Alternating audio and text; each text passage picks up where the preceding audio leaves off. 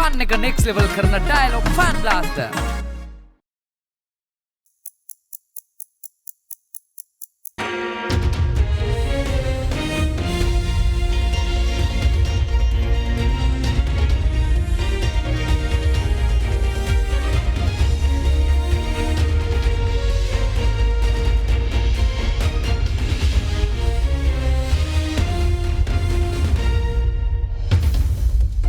Tonight, on First at 9 this Monday the 23rd of December 2024.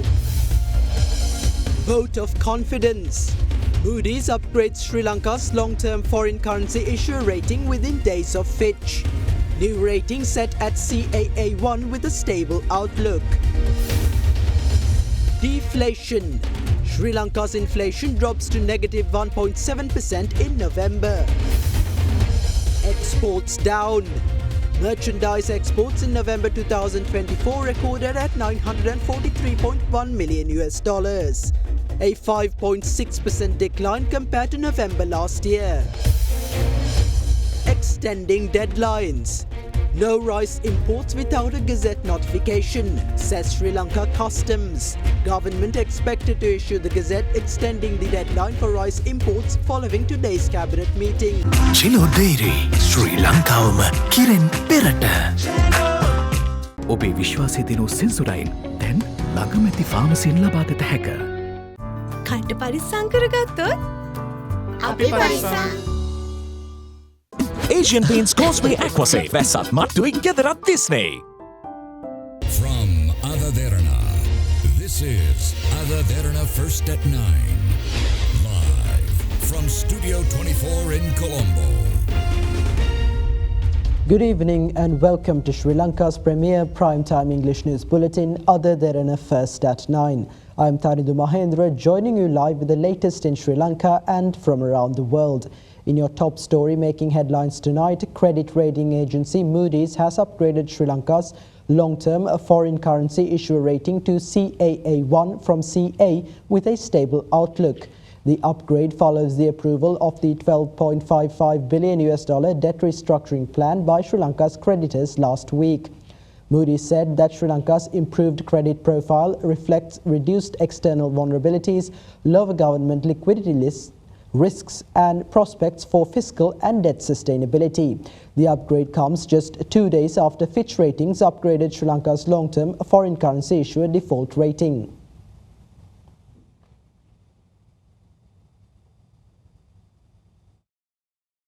The agency explained that the decision to raise the issuer rating to CAA1 is driven by the completion of the restructuring of Sri Lanka's international bonds held by private sector creditors, which significantly reduces the risk of default on current and future issuances.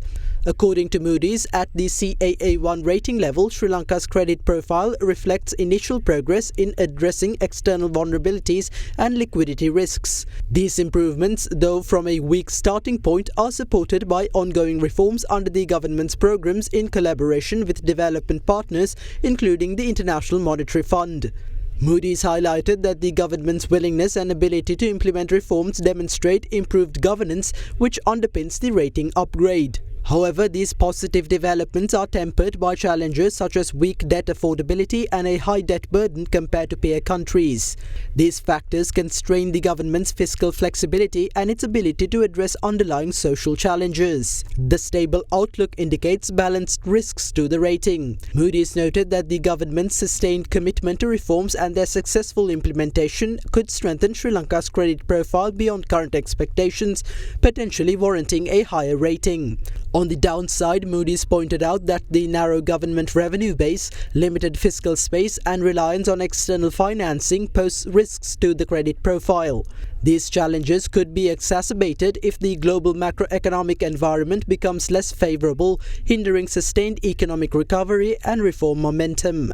Additionally, Moody's announced the withdrawal of Sri Lanka's CA foreign currency senior unsecured rating on the July 2022 bond, which has $268 million outstanding after the settlement of bonds through the government's exchange offer. This withdrawal was made for business reasons. The agency also raised Sri Lanka's local and foreign currency country ceilings to B1 from CAA1 and B3 from CA respectively. ඔබ සමගින් පෙරට Union Assurance. Welcome to Cinnamon Life, South Asia's biggest entertainment hub, where awe awaits. චන්දරු සුනේ කාගෙන් මන අපේ සිංහ TV සඳහා සුපිරි deal.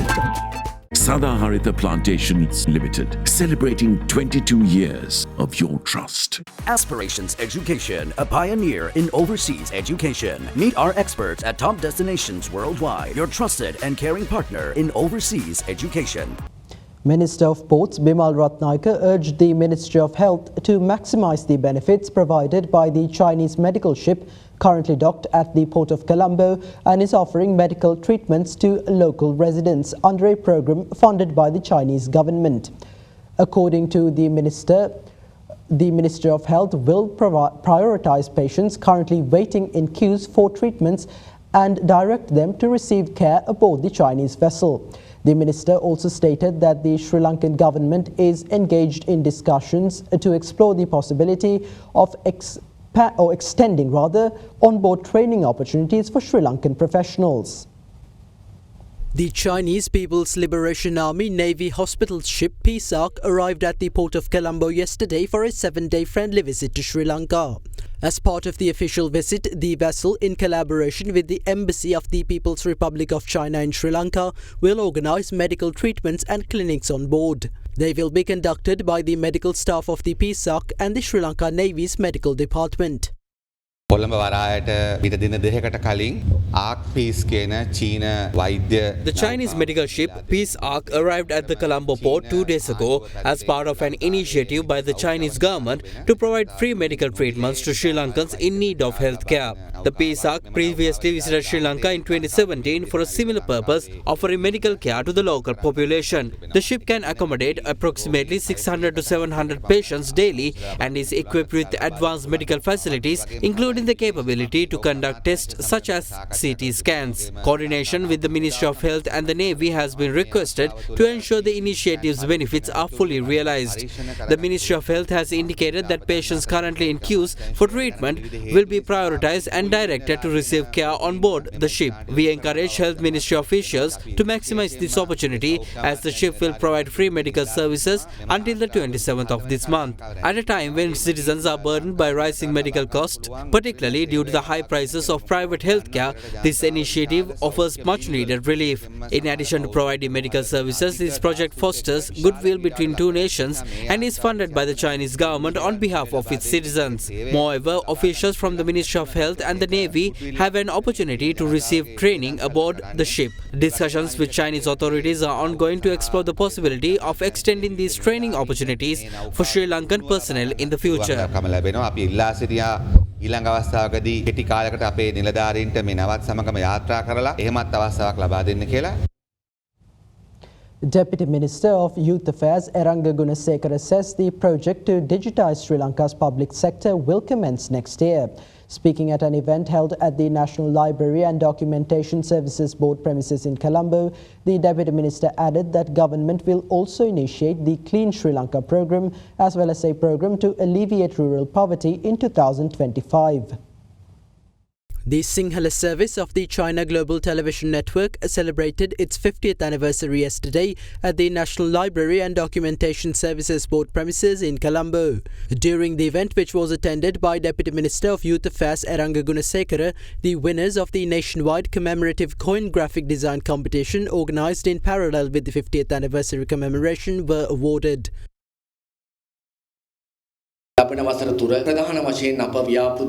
Next year, we have planned to implement 3 major projects. Rural poverty in Sri Lanka needs to be alleviated, and through the first project, we intend to make a special intervention in this regard. Further, next year, we plan to digitize Sri Lanka, particularly the public sector. Moreover, the Clean Sri Lanka project will commence next year. This is not merely a campaign to clean the environment. Environmental conservation is one of its aspects, but it also comprises a moral, intellectual, and cultural re-awakening within the country. The Clean Sri Lanka program is a revival of fraternity, collectivity and novel thinking within Sri Lanka. We hope Sri Lanka's youth will play a considerable role within this program.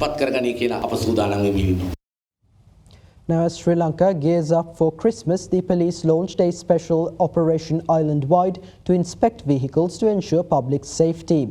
Meanwhile, the Sri Lanka Transport Board and the Railway Department have launched special bus and train services respectively to accommodate people travelling home for the holiday season.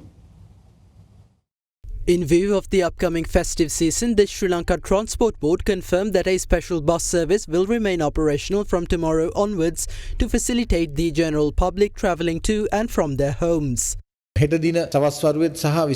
expect to operate at least 50 additional buses to accommodate the public travelling home during this season. Accordingly, special bus services will be available next evening and on Christmas Day as well. Depot management officers have been instructed to release the buses for transportation if needed. Bus services on the expressway will also be increased. Similarly, transportation facilities will also be provided during the last week of the month for those returning from their homes. Similarly, the Railway Department has made arrangements to operate special train services during the festive season. A special train service to Badulla will remain functional during the night of the 27th of December, while another special train service running from Badulla to Colombo Fort will also be available. Similarly, during the morning of the 28th of December, another special train service to Badulla will remain operational. On the evening of the 29th, a special train journey from Badulla to Colombo Fort has been added to the schedule. Trains from Badulla to Colombo Fort will also be available on the morning of the following day. In addition, an express train travelling to Jaffna will be operational during all 7 days of the week. Meanwhile, the Yal Devi express train will also stop at Mo station to accommodate the general public.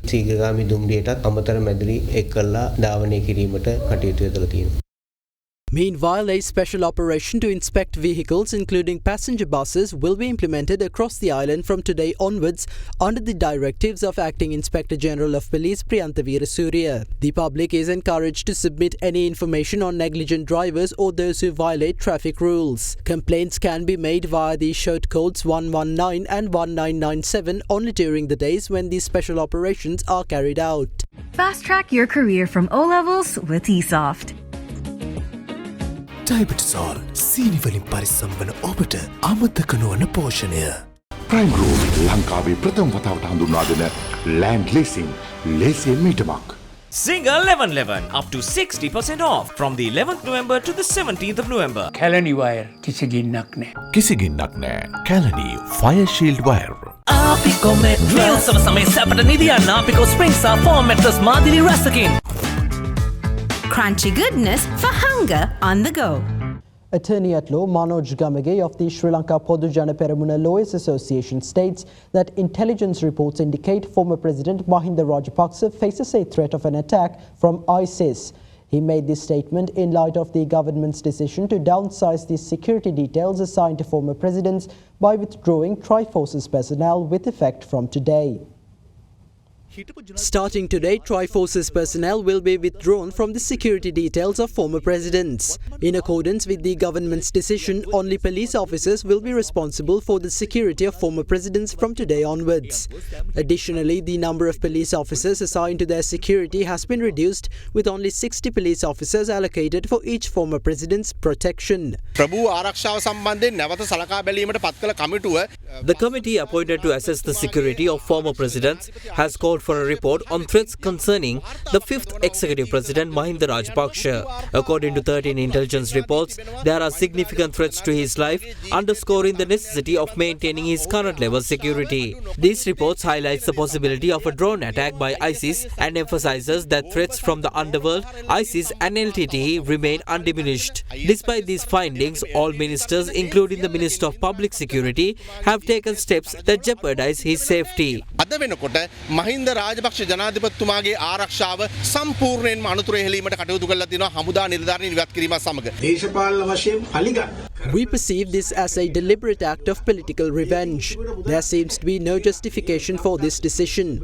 Even with the withdrawal of Triforce's personnel, their salaries must continue to be paid. This is unequivocally an act of retribution. We urge the government to ensure the necessary security measures are in place for former President Mahinda Rajapaksa as well as for former President Ranil Wickremesinghe. Former Minister S.M. Chandraa, who joined MP Dilit Jayavira's Sarvajana Balaya today, says the alliance has the potential to lead the country. Meanwhile, speaking to media, Sarvajana Balaya leader MP Dilit Jayavira emphasised the importance of electing members to Parliament whom people recognise. Former Minister S.M. Chandraa officially joined the Sarvajana Balaya today, receiving party membership from its leader MP Dilit Jayavira. In addition to his party membership, Chandraa has also been appointed to the Leadership Council of the Sarvajana Balaya. I often had the question of which political party or alliance is the most suited for me to embark on a new journey. I held discussions in this regard with my voters as well as several regional leaders. Everyone recommended that Dilit Jayavira's Sarvajana Balaya, which saw significant progress within a short period of time, is the most suitable political alliance for growth at the moment. I saw his election manifesto as well. His plans align with our political views and opinions. In addition, it is also evident that the Sarvajana Balaya alliance has the necessary potential to govern the country. අපි දිගින් දිගටම සර්වජන බලය හැටියට කිව්වේ මේ පොළවේ මිනිසුන් දෙක කරන දේශපාලනය. As the Sarvajana Balaya, what we often reiterated was the politics of the people. Today we invited former Minister S.M. Chandraa, who has been engaging in active politics for over 3 decades, to join our political alliance. He has been engaging with the people for the past years. However, as of today, most members of Parliament are newcomers. Even the general public does not know who was elected to Parliament. We have to face the reality. As such, it is imperative that politicians whom people recognise be sent to Parliament. Sri Lanka Customs announced that rice imports will not be permitted under any circumstances until a Gazette notification permitting such is issued. The period allocated to the private sector for rice imports expired on the 20th of December, during which a total of 67,000 metric tons of rice were imported. However, the government recently announced an extension of the rice importation period until the 10th of January 2025. Despite this announcement, Sri Lanka Customs clarified that without the publication of a Gazette notification, rice imports cannot be processed or released to the local market, even with government intervention. According to government sources, the Gazette notification allowing rice imports will likely be issued following today's cabinet meeting. Meanwhile, a government-imported stock of 5,200 metric tons of rice is also expected to arrive in the country tomorrow. Archbishop of Colombo, His Eminence Malcolm Cardinal Ranjit, advises the public to beware of individuals who self-style themselves as prophets. Speaking during an event at Our Lady of Lourdes Chapel and Grotto in Telvattaragama, the Cardinal called on the government to take measures to prevent such individuals from creating religious disharmony through their actions. Archbishop of Colombo, His Eminence Malcolm Cardinal Ranjit, yesterday attended the inauguration of a monastery at Our Lady of Lourdes Chapel and Grotto in Telvattaragama. The individuals who are chosen by God are called prophets, but nowadays self-titled prophets are deep-rooted in a scheme of manipulating people. The people who are trapped in this self-titled prophets scheme are well-known, educated and privileged people. This person is conducting a scam by taking money from all these people. Not only that, he is also engaging in certain activities that are offensive to people of other religions. Recently, people witnessed the way he pretended to heal an individual wearing the attire of a Buddhist monk. By doing so, these self-titled prophets has insulted the Buddhist community. Now he has become an agent in creating conflict between religions in the country. This is completely wrong and we condemn it. These individuals will become pawns of certain global organizations and the government must take immediate actions to prevent these incidents.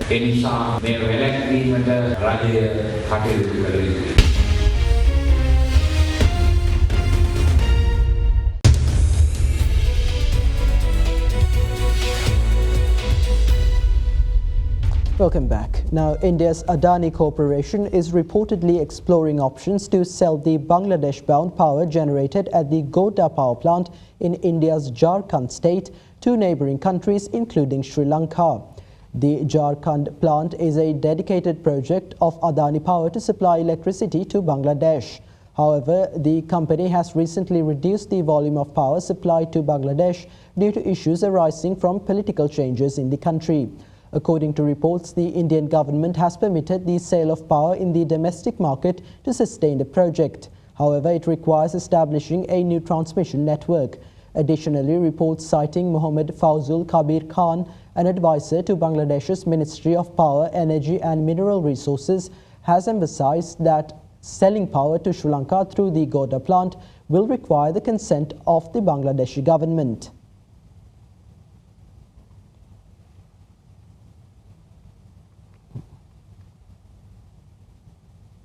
Sri Lanka's export earnings in November this year reached $1.26 billion, reflecting a marginal year-on-year improvement of 0.4%.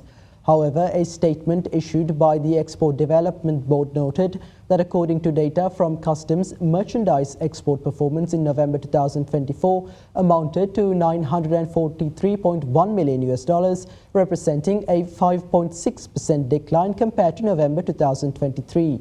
The decline in merchandise exports was primarily driven by reduced earnings from rubber-based products, electrical and electronic components, food and beverages, and seafood.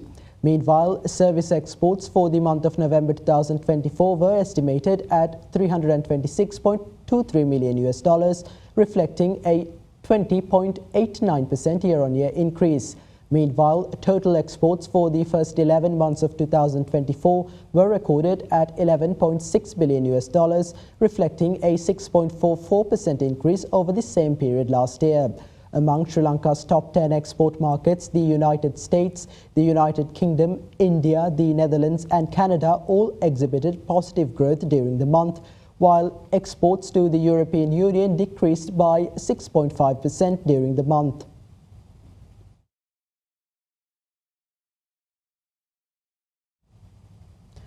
Meanwhile, Sri Lanka's overall rate of inflation decreased by a percentage point to negative 1.7% in November from negative 0.7% in October this year.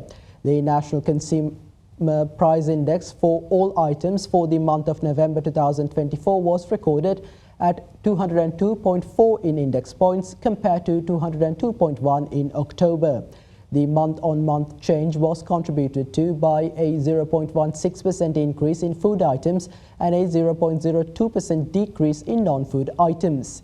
The year-on-year inflation of the food group decreased to 0.0% in November from 1.3% in October 2024.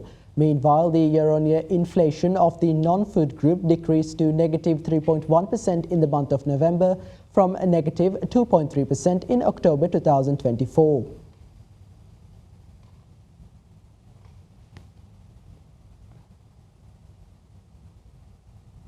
Up next is Kavya Senadira from Capital Alliance with a few thoughts to round off our Markets in View segment for the week.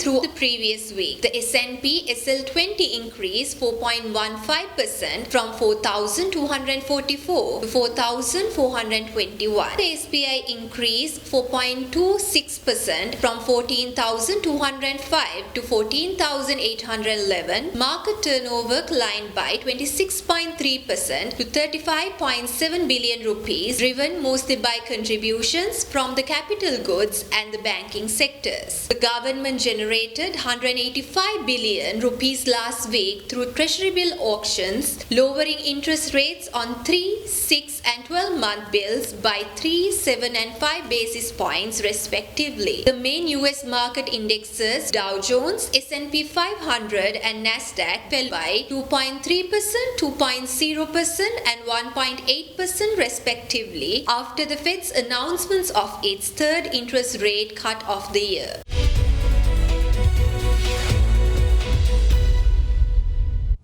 The Colombo Bourse reached a new milestone with the benchmark all-share price index surpassing the 15,000 mark for the first time in history during today's session. The all-share price index closed 1.42% higher at 15,020.61 points, while the S&P SL20 increased 1.76% to end at 4,498.42 points. Market turnover crossed 8.4 billion rupees. The banking sector was the top contributor to market turnover, followed by the capital goods sector. Foreign investors closed as net buyers, purchasing shares worth 257 million rupees.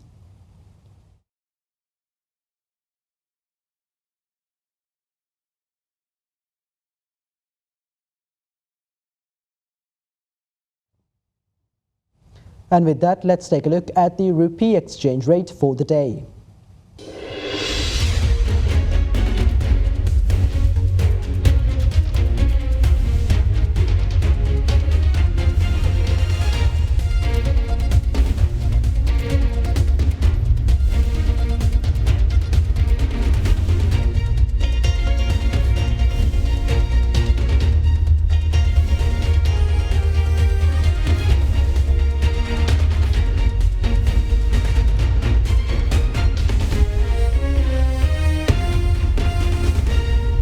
Now with less than 2 days remaining to celebrate the birth of Jesus Christ, let's remember that the true spirit of Christmas lies with giving and sharing amongst each other, and hope that everyone will find the newborn King within one's life. With that in mind, let's take a look into our seasonal segment, A Message of Hope.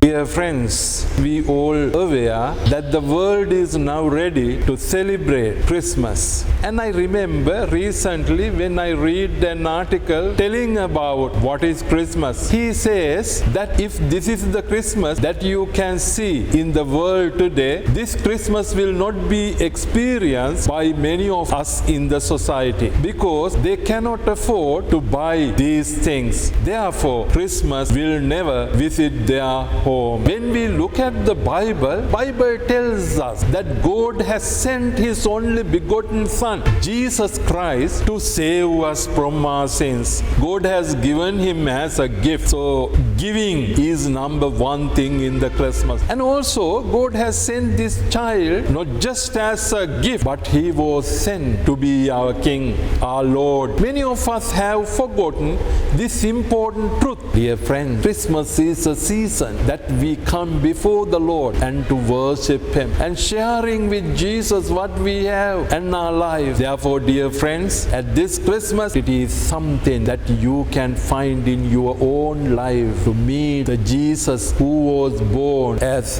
the King of your life.